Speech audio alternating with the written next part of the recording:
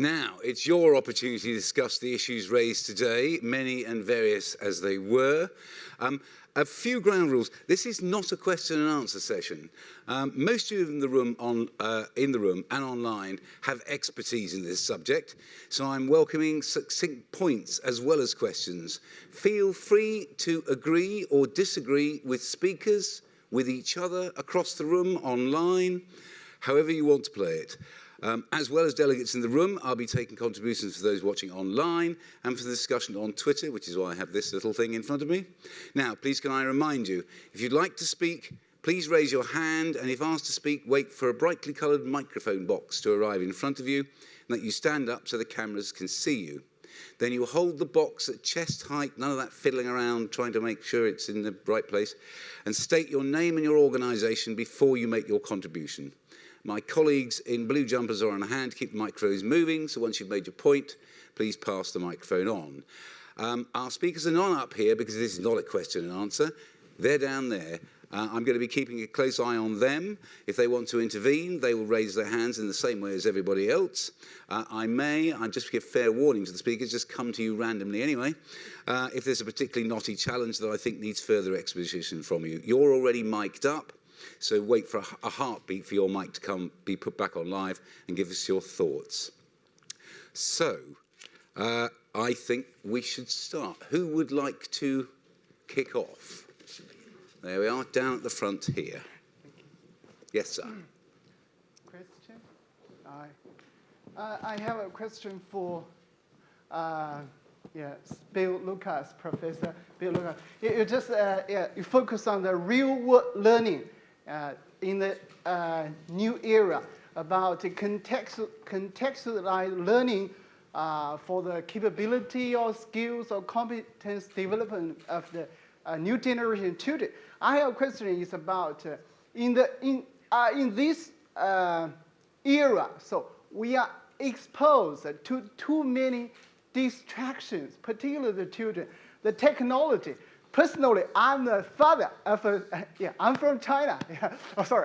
I'm from China. This is my colleague. I work in the university in Beijing, teaching English for more than 15 years. My son is 10 years old.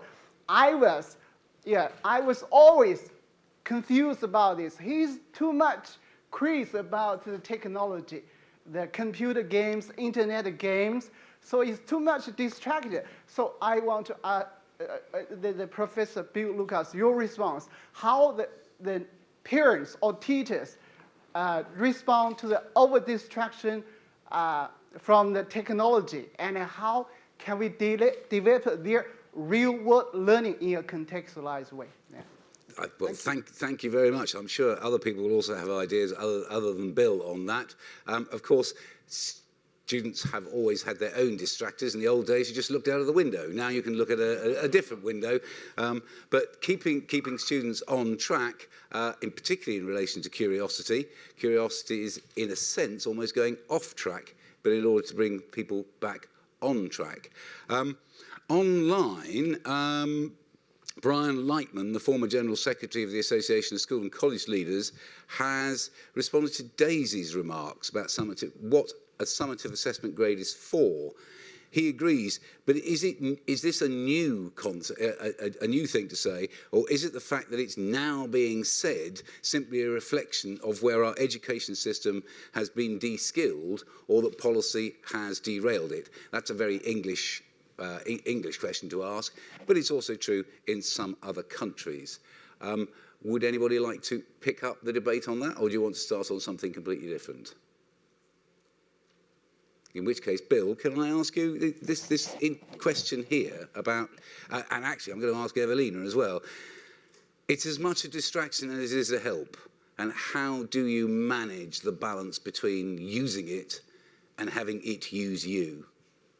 Bill, do you want to kick off? I'll have a go. It's such a good question, and I think you were speaking to us as parents, and as you now know, I've got my youngest 13 and eldest 26, and I think second time around, because I learnt quite a lot about my ineffective management in the earlier years, we've actually ended, this is a personal answer, we've actually ended up both encouraging and rationing. I think one of the key areas we need to help kids get better at is managing their own distractions. And so we do talk about this as a family. I think in terms of the bigger question about education, I think you might like to read Matt Crawford's book on this, actually. I can't remember its title, but it's something about managing in an age of distraction. It's really thoughtful and full of cracking ideas. But I think part of this is critical thinking, and critical thinking in its broadest sense. So it's not just critical thinking that allows us to disentangle primary and secondary sources from the causes of the First World War, or false or other news from Wikipedia, but it's critical thinking that allows us to be quite rigorous in what we count or don't count in whatever endeavour we're doing. But I'm really sorry, I don't have a good answer for this. I'm a struggling parent. Right, we'll see if we can find a teacher in the audience to tell us how they manage it. Evelina. I'm a struggling parent as well. This is one battle I've managed to win. I think the key really is to make education, digital products addictive. So it's to borrow from the compulsion that other games bring into our kids that they cannot put a screen down. We need to bring some of that into digital products for education as well. And there's some out there. My son, for example, when he was in primary school, he loved a website called iExcel, maths skills. It was fantastic. So we need more of that in other areas of education. And then I think we'll be a bit closer to winning that battle. But it's a very difficult one.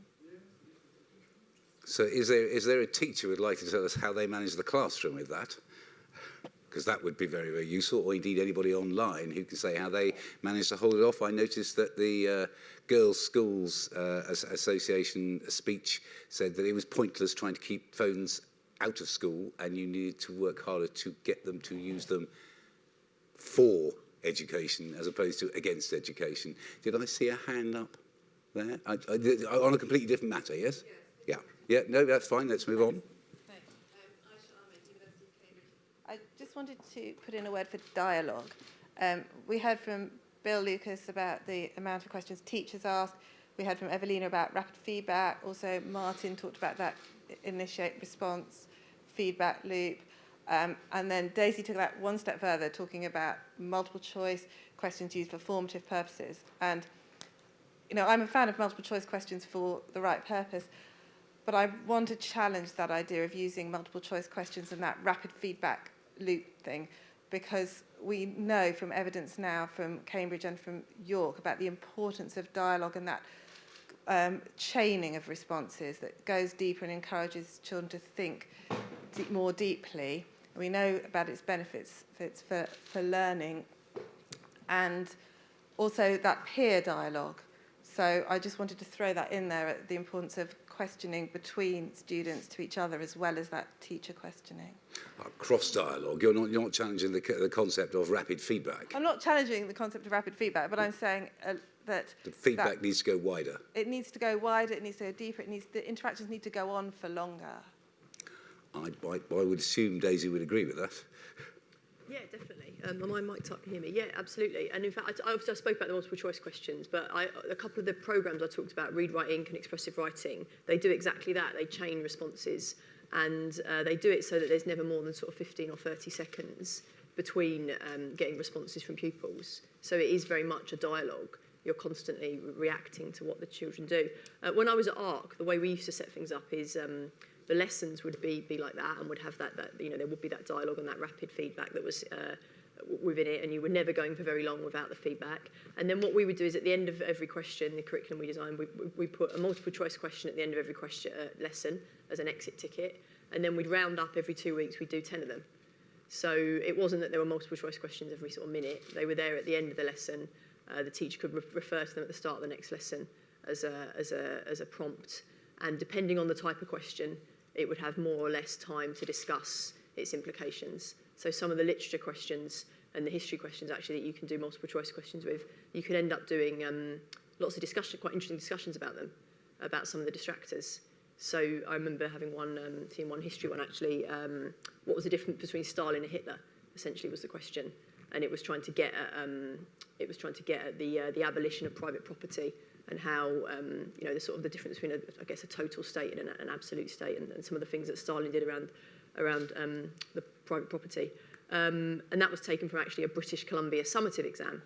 But you can repurpose it as a formative question and use it to have a lot of dialogue about both the right answer and the distractors. So thinking about, well, why isn't it? The sort of common distractor there was pupils would say, well, Stalin didn't abolish trade unions and Hitler did.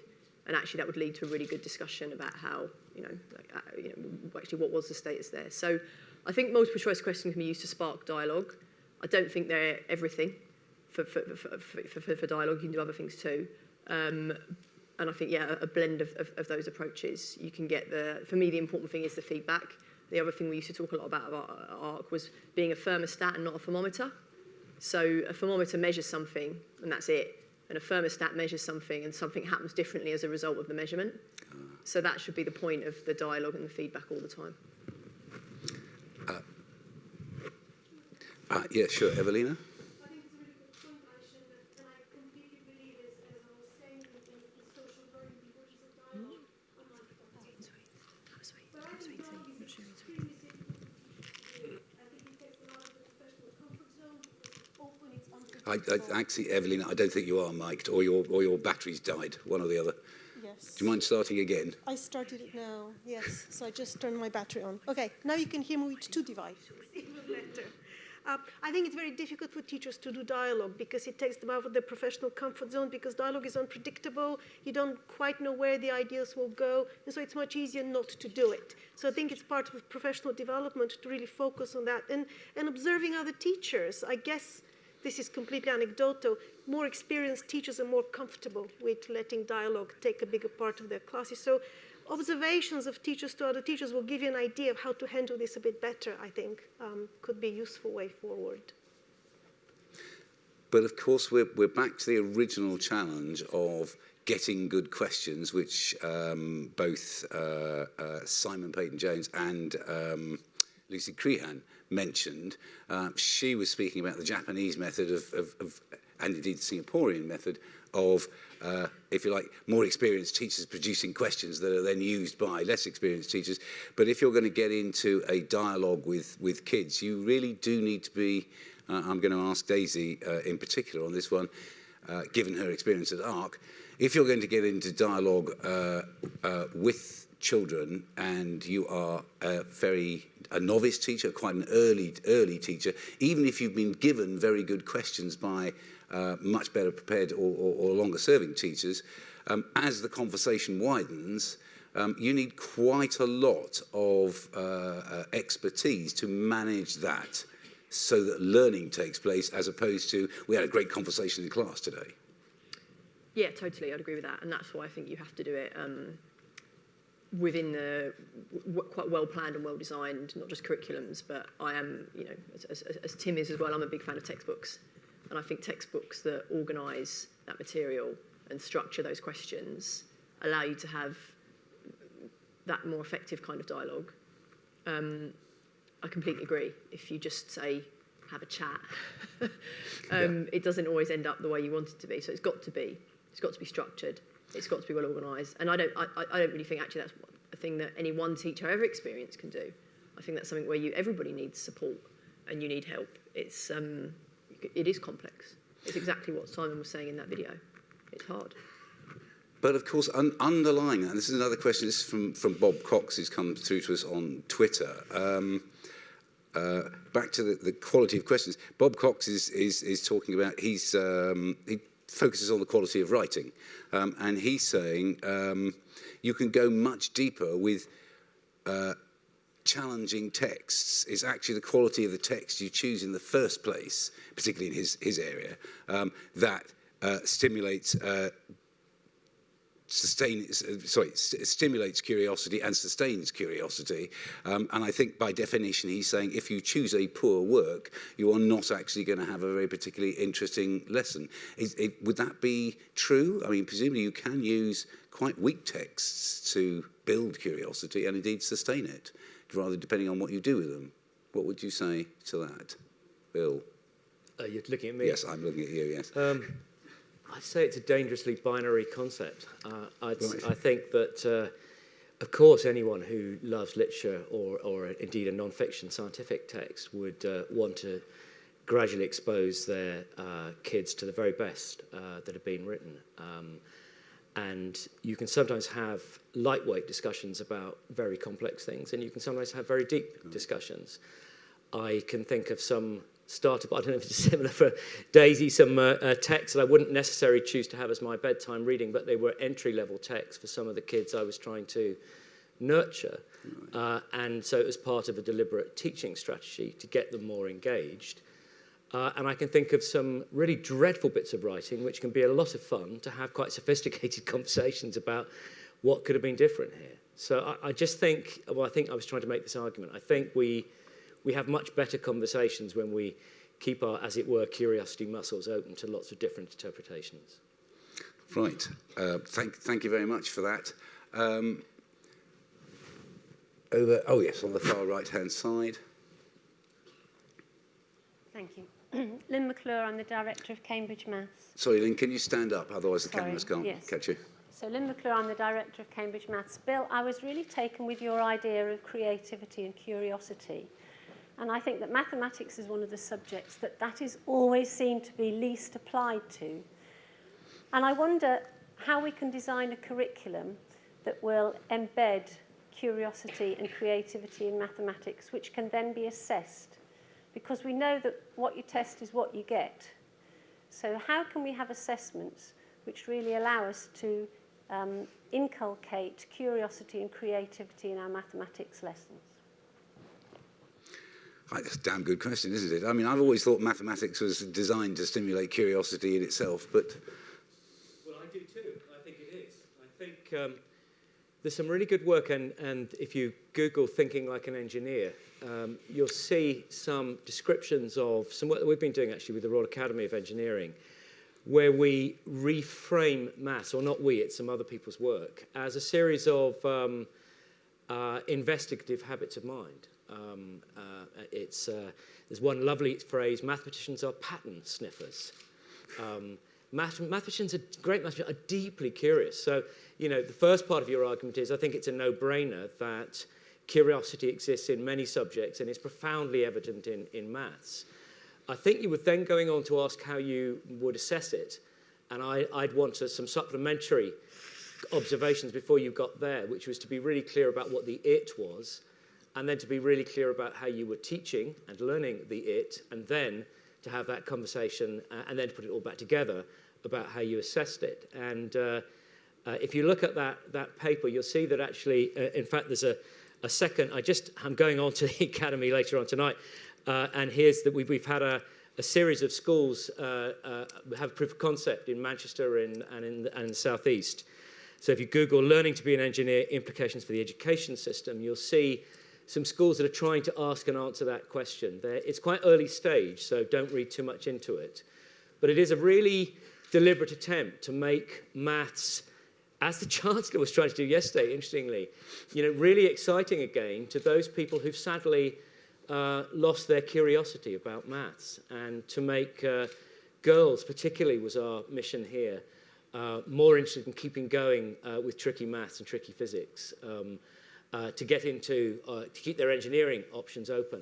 Although, interestingly, UCL and Imperial here in London have got rid of their requirements for maths and tricky science, and they're now letting in other colleagues from other students from other disciplines, and guess what? The results at Masters are going up.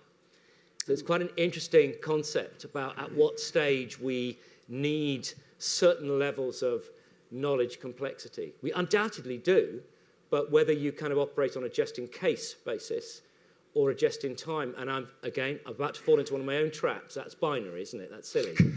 So you need to have a sophisticated way of working out when you do need it. But happy to share with you afterwards if that was helpful. May I just respond to that? Yes, yes, please. So I have absolutely no problem with embedding creativity and curiosity within the mathematics lesson. I used to be the director of Enrich, and Enrich produces wonderful, rich tasks which do exactly that.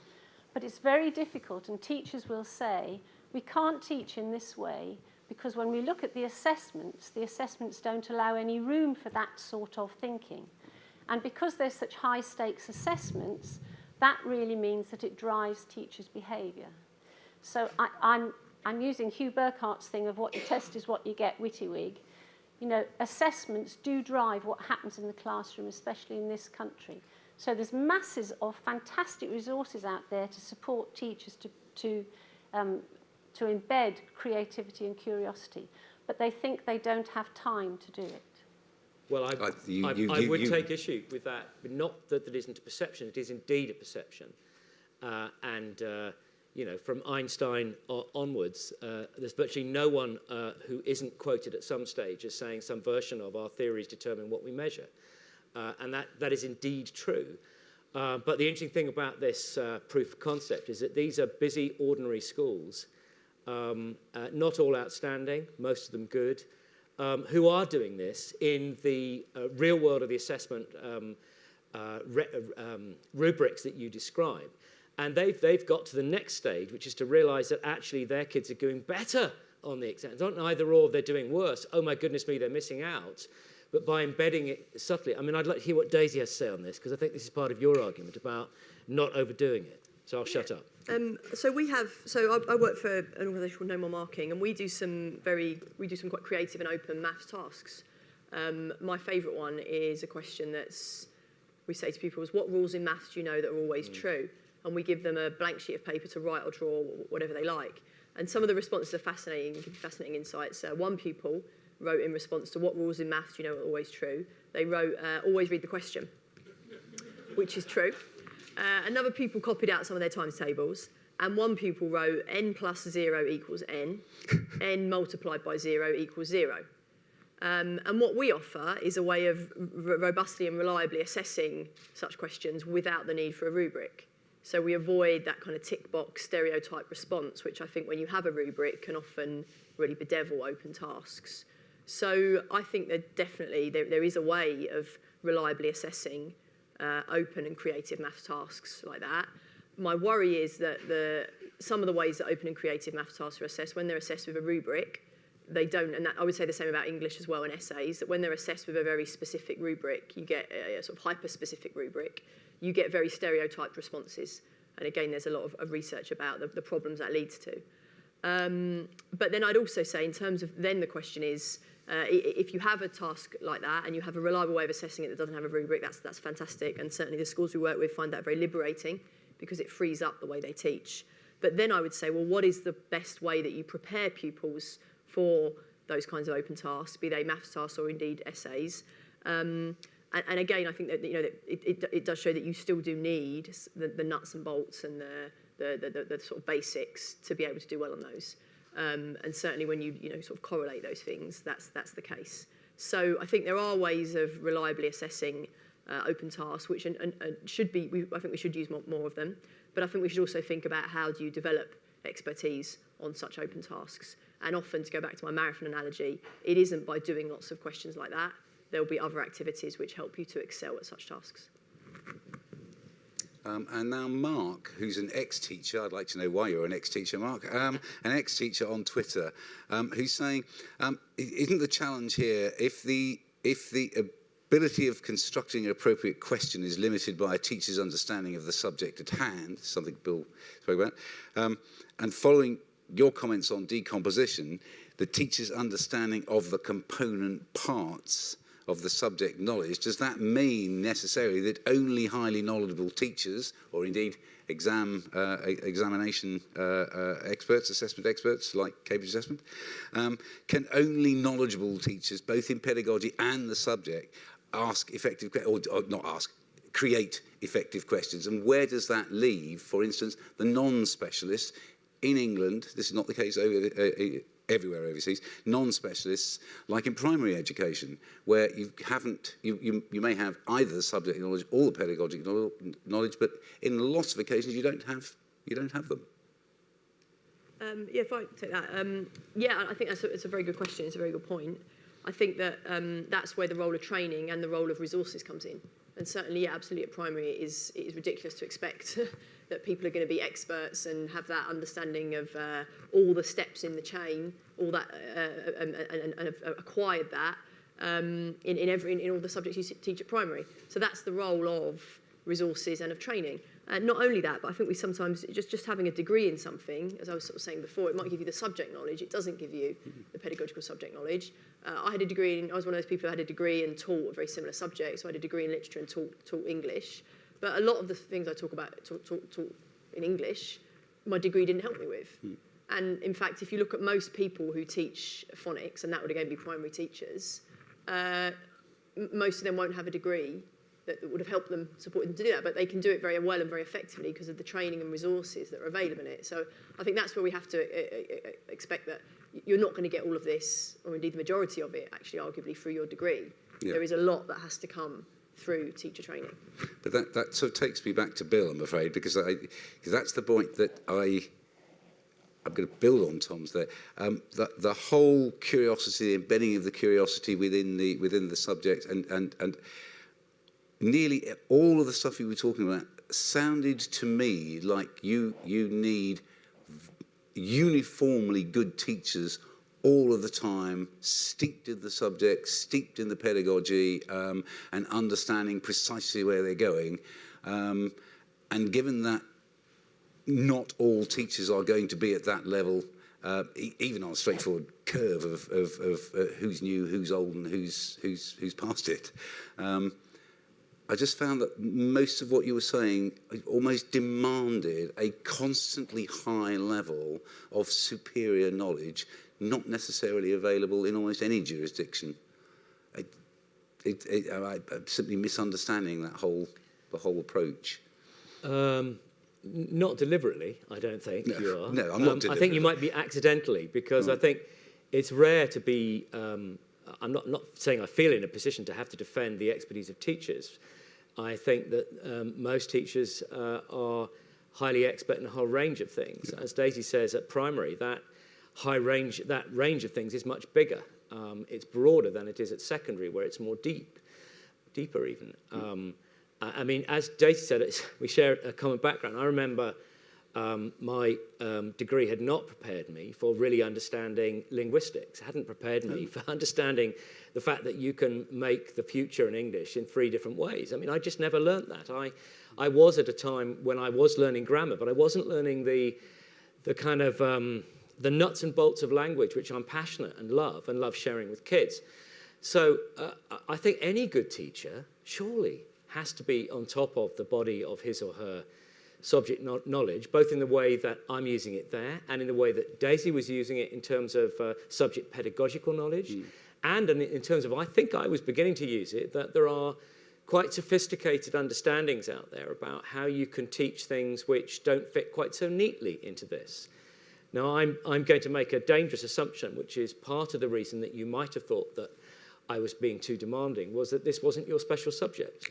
That's right. And that if I'd, it'd been in reverse order, I'd been listening to you talk about something in which I've spent 30 years trying to do this.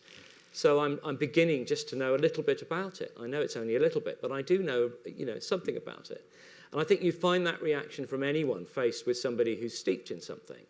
But I'm going to argue passionately that we want and need teachers who are knowledgeable, skillful, and have that capability to infuse all that they do so that young people will develop those kind of dispositions I was talking about, but never in a way that suggests that they're done in abstract. And I think we just need to hold our nerve and look across the world. The state of Victoria is doing it. In many of the schools that I am aware of in Canada, they're doing it. In many schools that I know of that do very well in the PISA other tests in Finland, for example, that's the way they're organising their sophisticated teaching. It's a master's-led profession. So I want us, all of us broadly in the assessment and learning business to be even more skilled. I'm not going to apologise for wanting better skilled teachers. And whether they use textbooks or whether they use resources or whether they learn it through their professional learning, that's a matter for, I think, local distinctive choice. Oh, that was a quiet patter. No, it was. I don't know. Definitely, yes. Just to add to that, I mean, obviously, I think everyone... Sorry, name and... Tristan Stobie. I work for Cambridge International Education. Obviously, we want skilled, knowledgeable teachers with knowledge of pedagogy, but in relation to what do you do if you're teaching something that you're not particularly knowledgeable about, what I think is critical is that you focus on the learning process and the teacher models the learning journey so that you have a, if you like, a learning orientation where the teacher is honest and prepared to stand up and say, right, let's work through this together. What problems do we have to solve in order to understand this?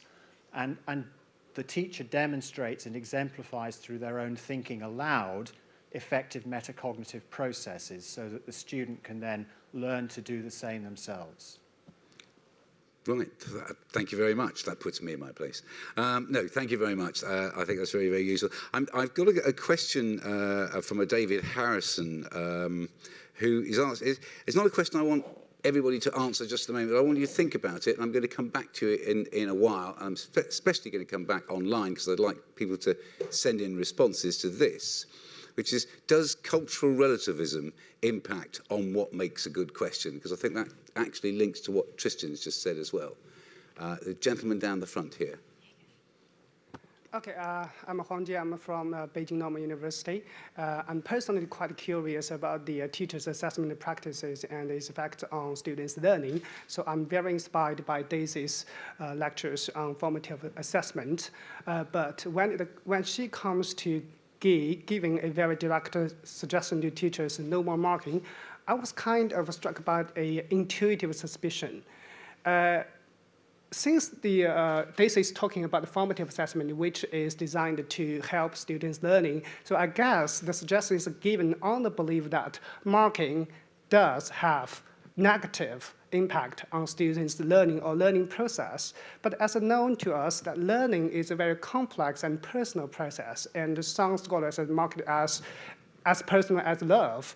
So I guess the marking practice might have very complex impact or effect on students' learning process or learning results. So I guess the impact can be kind of uncertain. So I'm wondering, what is the idea or justification behind the suggestion that no more marking, or you'd better give marking for twice a year? That's my question. Now, being quite specific here, Daisy was talking about summative marking, yes, not formative marking. Yes, summative marking. Why no more summative marking? Well, okay. And I think that actually does link to the question I've just asked, because that is, there's an element of cultural relativism there. There are some societies where people want to be marked frequently because they feel it gives them control over their learning, and there are other societies where they believe that it undermines their learning. And ditto, teachers who believe either of those two things. So I think Daisy is clearly talking in the context of the England, Britain, UK? England, yeah. England, we have to be quite narrow, the English sense, where constant marking does actually, in this cultural context, make students and teachers feel uncomfortable about where they're going. So that is the emotional Sorry? Okay, so what you're talking, it seems to me that the no more marking is justified on cultural consideration. The emotional negative impact it might impose on teachers and students, right? Especially in Britain or in Western cultures, right? I would hesitate to go Western. I would simply restrict it to England. I mean, I think the challenge we have here, that as an organisation we work in 170 countries, and every one of those cultures is ever so subtly different from every other culture. So unless I see data on cultural approaches, I couldn't possibly speak for any other country. I don't think Daisy would want to speak for any other country other than England, because that's where her data comes from. So, yes.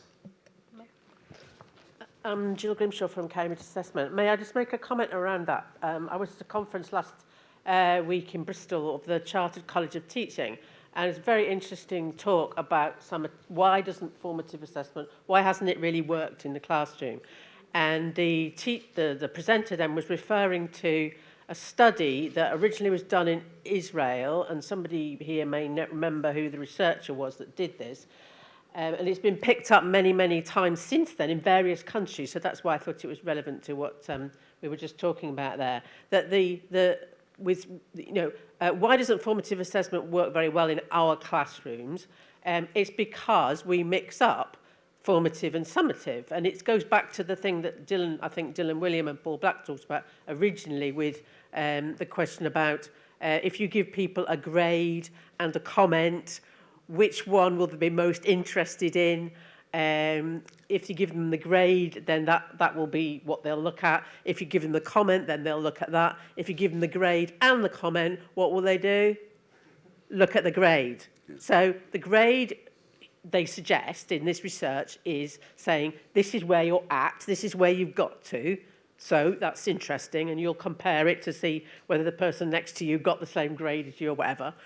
If you give them the comment, then they'll be looking at, and so what do I do with that? Where can I go on from there? So I think that it was just worth mentioning that in the terms of, what's the point about, summative, formative, giving comments, giving grades or not. And I know that there has been research in many countries that have kind of, underlined this point. So I'd like to take that, and I'd like to link that back to your original question, and I'm going to ask somebody, I would like somebody in the audience to volunteer to answer this. And I'm sorry, Evelina's left, because actually, with increasing concentration by students on online games, the gamification of practically everything, including buying a shirt, as far as I can tell, which seems to me to be a bit of a lottery, but all that kind of stuff that is going on, if you then link that to I always look at the grade first, and all of the gamification going on, then we introduce, as Evelina was pointing out, what are essentially a whole series of learning games that give you outcomes, and indeed at least one of the apps that I think we're working with will actually tell you where you stand in relation to 40,000 other students in the world, or 400,000 other students in the world.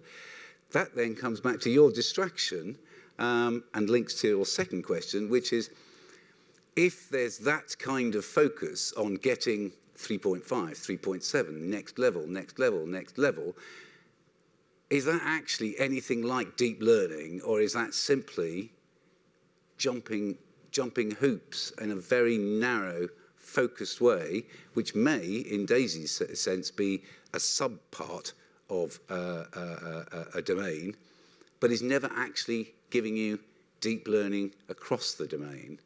And I'm looking to Roddy, I think, from Cambridge Assessment English, who are quite big in this area. Afternoon, Roderick Lesben, Director of Assessment, Cambridge International. I think sort of Daisy's point, I think to answer the first part of the question, you were talking about by saying no marking, you're not saying there's no judgment being made, there's no commentary on the work or evidence being presented. And if we have that at the low level in terms of Daisy's broken things down from the main set to a subset to divisions, you can't take a mark and add up all your subdivisions and say, right, the summative mark is such and such. So that idea of if you are going to build up from sort of minor tasks into subdomains and into the big domain, you've got to be quite clear what the purpose of assessment is. What's the judgment you're making? What's the nature of the output? So is it to inform learning? Is it to inform next steps? Is it to say you've got into the next category? Are you going to go up to the subdomain? But you even can't add up the subdomains and say your final holistic mark is across the top. So you have to think very, very carefully, what is the aim of the assessment? What's the purpose? And then what does the output? And it's getting your students to understand that. And I do accept they want the mark, they want the mark, they want the mark. But if you're trying to say there are things that happen in the classroom that you will not attempt to assess, exposure to a wide range of genre, different types of languages in different contexts, trying to give out different messages, I think it's about saying and acknowledging that there's certain things you cannot capture within an assessment. And then how do you feed that into the system? There's certain experiences you'd never dream of trying to capture. And I take Bill's point in terms of curiosity. I'm sort of struggling myself how you'd actually capture that in a meaningful way. That's just not to say we don't want these kind of things happening in the classroom. But I do think, as with an assessment, we do have to take a step back and we do have to think carefully. Yes, we can assess that in a meaningful way.